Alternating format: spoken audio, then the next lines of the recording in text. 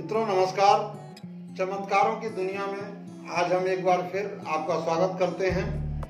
आज हम आप लोगों के बीच में शेयर करेंगे कि कैसे जो है हम विचारों के मौन को या अपने वाणी को मौन जब तक नहीं करेंगे, पहले जब दिमाग विचारों का आना जाना प्रवाह बंद होगा और उसके बाद ही हमारी वाणी भी मौन हो पाएगी। इसके बारे में एक कहानी के माध्यम से हम कुछ बातें आप लोगों के साथ आज शेयर करेंगे। मित्रों, हमारी जो सनातन की परंपरा रही है ऋषि मुनियों की, गुरुकुल में जो अध्ययन करवाया जाता था कि गुरुकुल में लोग पढ़ने जाते थे और कहानियों के माध्यम से बड़ी से बड़ी चीजें जो है वह सीख करके लोग आते थे, जो आज जो है सारे आधुनिक संसाधनों के उपलब्ध होने के बाद भी हम पूरी तरह से समझ नहीं पाते हैं। वह हमारे ऋषि और मुनि हमें कहानियों के माध्यम से समझा दिया करते थे। ऐसा ही एक कहानी आज हम आप लोगों से शेयर करेंगे जिसका नाम है बैताल पचीसी। आप लोग भी कहेंगे कि बैताल पचीसी में ऐसा क्या रखा हुआ है कि यह उसको शेयर कर रहे हैं। मित्रों, बैताल पचीसी एक ऐसी कहानी है जिसमें कहानी के 5 या 6 आयाम आपको मिलेंगे एक ही कहानी के। मतलब दिमाग का स्तर हमारा जैसा होगा, हमारे लिए वह चीज वहां पर उपलब्ध मिलेगी। उसमें ऐसा है कि अगर बच्चा पढ़े तो उसका भी मनोरंजन हो जाए, आम आदमी पढ़े तो उसको भी एक कहानी मिल जाए, थोड़ी देर के लिए उसको मन को सुकून मिल जाए। अगर ज्ञानी पढ़े तो उसको ज्ञान मिल जाए, अगर ध्यानी पढ़े तो उसको ध्यान मिल जाए। तो इस तरह के आयाम हैं बैताल पचीसी के, लेकिन उसके बारे में वही उतना ही हम समझ पाएंगे जितना हमारा मानसिक स्तर होगा। मित्रों, कहानी शुरू करते हैं। एक जो राजा विक्रमादित्य थे, उनके राज्य में एक परंपरा थी कि लोग सुबह जब मिलने आते थे तो हर आदमी उनको कुछ न कुछ चीज भेंट करता था। एक दिन उनके राज्य में एक संत आए, एक महात्मा आए और उनको एक जंगली सा दिखने वाला कोई फल भेंट किए। राजा ने उसको देखा और मुस्कुरा दिया। मुस्कुराने का मतलब ये कि भाई इतना दूर से आकर के एक जंगली फल भेंट करने का क्या औचित्य है। तो फिर भी राजा ने मुस्कुराया और वहाँ राजकाज चल रहा था। बहुत सारे लोग भेंट देने के लिए, राजा का एक दर्शन पाने के लिए खड़े थे, तो ऐसा कुछ पूछने जैसा वहां था भी नहीं। कैसे भी राजा ने उस फल को मंत्री को दे दिया और यह क्रम मित्रों लगातार 10 वर्ष चलता रहा। डेली वह महात्मा आते और राजा को एक फल भेंट करते और राजा जो है वह फल मंत्री को हैंड ओवर कर देते और महात्मा चले जाते। वहां बाकी कुछ करने के लिए न किसी के पास समय था, न किसी को वो सोचने की जरूरत थी। एक आम घटना उसको समझा जाता था। लेकिन एक दिन क्या हुआ कि राजा ने उस फल को अपने जो उनका पालतू बंदर था वहीं बैठा हुआ था, उन्होंने उसको पकड़ा दिया। जब फल को बंदर ने तुरंत मुंह में डाल लिया और फल जब खाना शुरू किया तो फल का जो गूदा था वो तो बंदर खा लिया, लेकिन उसके अंदर, फल के अंदर एक बहुत बड़ा हीरा का टुकड़ा था। वो हीरा जो है बंदर के मुंह से बाहर आ गया। अब राजा तो एकदम विस्मित हो गया कि इतना बड़ा हीरा हमने आज तक कभी देखा भी नहीं है और यह इस फल में पड़ा हुआ है जो महात्मा हमें दे करके गए हैं। तब उन्होंने मंत्री को बुलाया और कहा, भाई जो डेली एक फल हमको महात्मा जी दे रहे हैं 10 वर्षों से, ये सारे फल कहाँ हैं? गनीमत यह थी कि मंत्री भी सतर्क थे, क्योंकि राजकाज में राजा कब क्या कहेंगे इसकी कोई गारंटी नहीं होती है।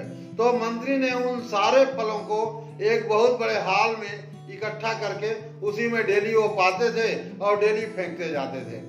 बाद में वह हाल खुलवाया गया। तो हाल खुलवाने के बाद जो है उसके अंदर फल तो सारे सड़ चुके थे, लेकिन जो हीरे थे उसके अंदर बड़े बड़े वो सब चमक रहे थे। राजा को बड़ा आश्चर्य हुआ। अब यहाँ पर मित्रों कमाल की बात यह है कि हम आप ये सोचेंगे कि राजा कितना बड़ा बेवकूफ था, 10 साल तक सोता रहा और उस हीरे के बारे में उसे कोई जानकारी नहीं हुई। लेकिन मित्रों बता दूं कि वह राजा विक्रमादित्य का रोल में हम लोग भी हैं। हम लोग भी 10 साल से ही नहीं, कई जन्मों से सो रहे हैं और जो हीरा हमको मिला हुआ है उस हीरे से अनजान बने हुए हैं। कैसे भी राजा ने जो है वह कहा कि भाई महात्मा जी को बुलाया और कहा कि भाई आप जो है बहुत विशिष्ट महात्मा दिखाई देते हैं, हमारे लिए कोई आदेश हो तो बताइए। तो महात्मा ने कहा भाई तुम्हारे लिए आदेश ये है कि हमको एक वीर पुरुष चाहिए था और ऐसा वीर पुरुष चाहिए था जो जागरूक भी हो, सतर्क भी हो, मतलब वर्तमान में जीता हो। और वह चीज उसी चीज की परीक्षा में 10 साल से तुम्हारा ले रहा था। आज हमें पता चल गया कि हमें जिस आदमी की जरूरत थी, जिसकी मैं खोज कर रहा था, वह हमें मिल गया है। तो राजा ने पूछा हम कैसे, क्या आपकी मदद कर सकते हैं? तो महात्मा ने कहा भाई कल रात को जो है श्मशान में जो है हम मिलेंगे, वहीं आकर के तुम मिलो, बाकी बातें वहीं पर होगी।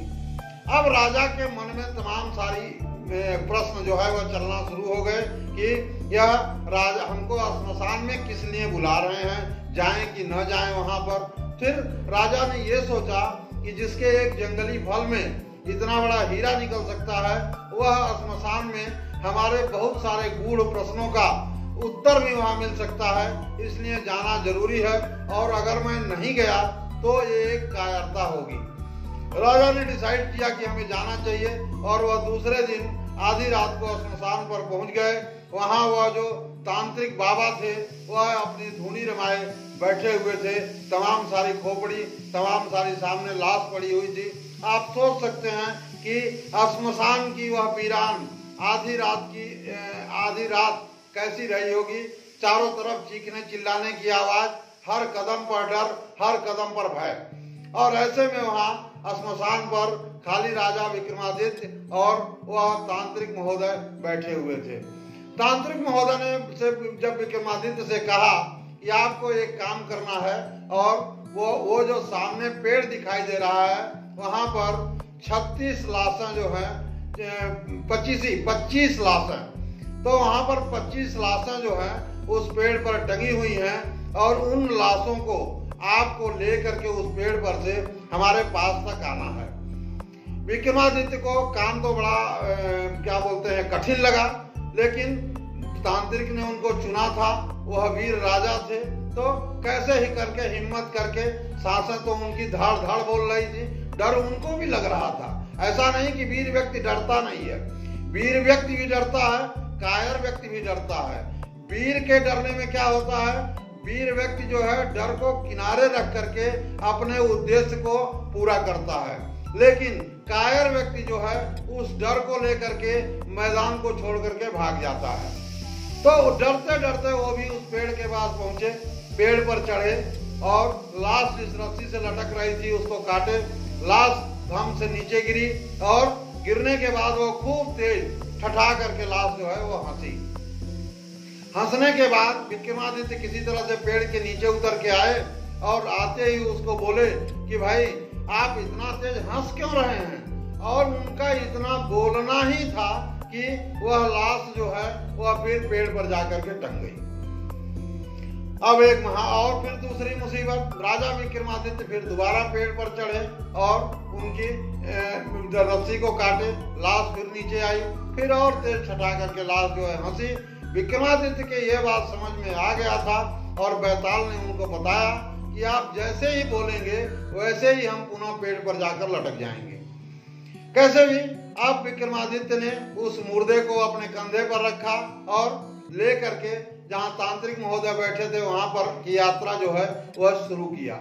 यात्रा शुरू करने में थोड़ी दूर जाने के बाद उस बैताल ने या उस मुर्दा शरीर ने कहा भाई कि रास्ता लंबा है और कठिन है, तुम्हारे ऊपर बोझ भी लदा हुआ है, तो ऐसे में रास्ता काटने के लिए हम तुम्हें एक कहानी सुना रहे हैं। तो उन्होंने कहानी सुनाया कि एक गुरुकुल में एक गुरु थे जिनके 3 शिष्य जो हैं वह पढ़ते थे, और जो गुरु थे उनके एक लड़की भी थी।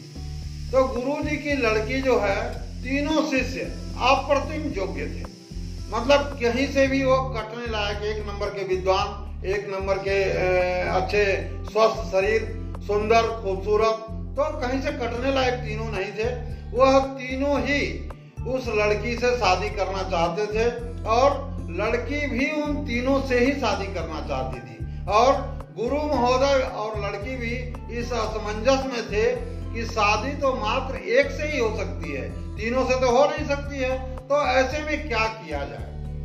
ऐसा सोचते सोचते जब कोई समाधान नहीं निकला तो क्या किया उसने, लड़की ने एक दिन जो है आत्महत्या कर लिया और वह जो है वह मर गई। उसके मरने के बाद जो है उसको जब श्मशान लोग ले जा रहे थे जलाने के लिए, तो उस समय जो है वह तीनों शिष्य और उनके गुरु गए वहां पर। तो एक शिष्य ने क्या किया कि वहीं पर जहां पर उसको जलाया गया वहीं धूनी रमा करके राख के पास बैठ गया और वहीं वह संत हो गया कि अब जीवन का हमारे और कोई उद्देश्य नहीं है, हम इसी राख के साथ जिएंगे और मरेंगे। एक जो है वह उसके अस्थि पंजरों को सुरक्षा करके ले आया घर और उनको रोज जो है गंगा में स्नान कराता और ले आकर के उनको सुरक्षित जो है वह रखता। तीसरा क्या किया, उसको मालूम था कि कहीं से कोई विद्या ऐसी है, कोई मंत्र ऐसा है कि अगर उस मंत्र का उपयोग किया जाए तो जो मुर्दा शरीर है, जो हड्डियां हैं, वह पुनः जीवित हो सकती हैं। तीसरा जो है वो देशाटन पर निकल गया, घूम रहा है वो मंत्र के चक्कर में कि कहीं हमें मंत्र मिल जाए। उसको कहीं घूमते घामते खोजते खाजते उसको कहीं इस तरह का मंत्र मिल भी गया कि उसको कैसे जिंदा किया जाए। वह दौड़े दौड़े यहाँ आया। आने के बाद उसको संजोग से जो उसके अस्थि पंजर थे वह भी सुरक्षित मिल गए और उसके बाद उस मंत्र के उपयोग से उस लड़की को दोबारा जो है वह जिंदा कर दिया गया। बैताल ने अब पूछा राजा विक्रमादित्य से कि अब बताओ तुम उस लड़की की शादी किससे होगी।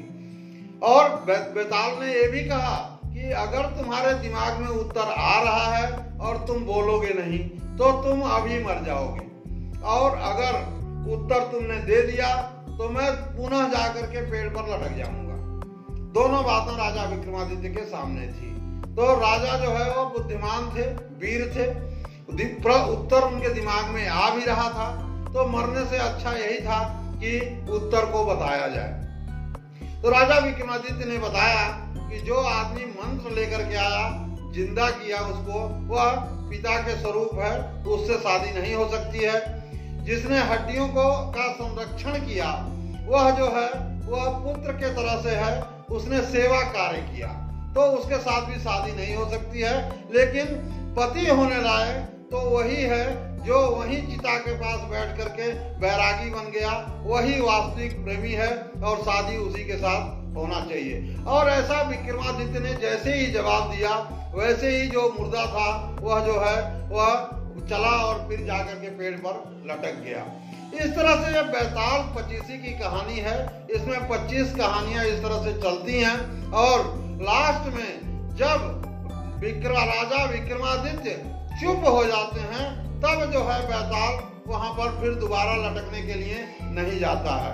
तो मित्रों, इस कहानी से हमें शिक्षा यह मिलती है कि हमें भी कुछ अगर गूढ़ चीजें चाहिए, जब तक हम चुप नहीं होंगे, जब तक हमारे विचार दिमाग में विचारों के प्रवाह का आना जाना बना रहेगा और हम बोलते रहेंगे, तब तक बहुत बड़ी जो जीवन की उपलब्धि है जिसे हम वह प्राप्त करना चाहते हैं, इनलाइटमेंट जैसी कोई चीज, वो हमें नहीं मिल पाएगी। तो हमें प्रयास करना चाहिए कि अपने विचारों पर हम कंट्रोल करें, उनको कम से कम लाएं। फिर भी एक चीज और आपको बता दूं कमाल की बात, कि विचारों को नियंत्रित नहीं किया जा सकता है। विचार आएंगे ही आएंगे, लेकिन हम उसमें सिर्फ एक काम करके विजय पा सकते हैं कि उन विचारों के साक्षी बनने का हम प्रयास करें कि जो विचार आ रहे हैं वह हम देख रहे हैं, हम दूर से खड़े होकर के देख रहे हैं किस तरह का विचार हमारे दिमाग में आ रहा है और उनका विश्लेषण कर रहे हैं। मतलब विचार जिसके दिमाग में आ रहा है वह एक सेकंड पर्सन बनाइए और अपने को फर्स्ट पर्सन बनाइए। मतलब हमारा जो सोल है, हमारे जो इनर सेल्फ है, वह देख रहा है कि इसके दिमाग में क्या किस तरह के विचार आ रहे हैं, जा रहे हैं। तो इस तरह का साक्षी भाव अगर हम अपने अंदर पैदा कर सकें तो भी हम जीवन में बहुत कुछ उपलब्धियां हासिल कर सकते हैं। धन्यवाद। मित्रों, अगर आप लोग हमारे वीडियो को सब्सक्राइब न किए हों तो इसे लाइक करिए, सब्सक्राइब करिए, शेयर करिए। हम मिलते हैं अगले वीडियोज में। और एक चीज हम आप लोगों को बताना चाहेंगे कि जो यदि आप लोग जो है वह चाहेंगे तो और भी अच्छी वीडियोज जो है आने वाले भविष्य में हम आप लोगों को देते रहेंगे। धन्यवाद।